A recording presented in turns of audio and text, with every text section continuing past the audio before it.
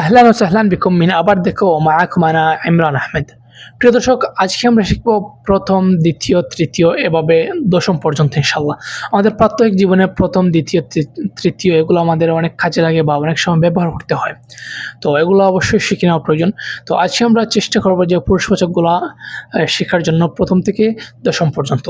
তো যাই হোক, শুরু করি। তো প্রথমে হচ্ছে আউয়াল।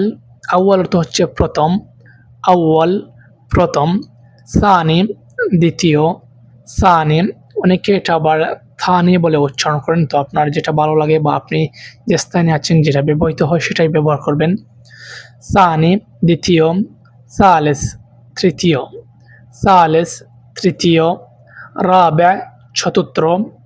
রাবে চতুর্থ বা চতুর্থ মনে হয়, যাই হোক। তারপর হচ্ছে খামেস পঞ্চম।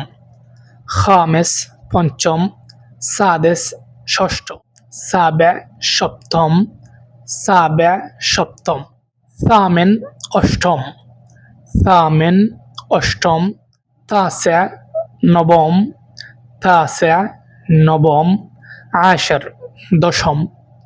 আশের দশম।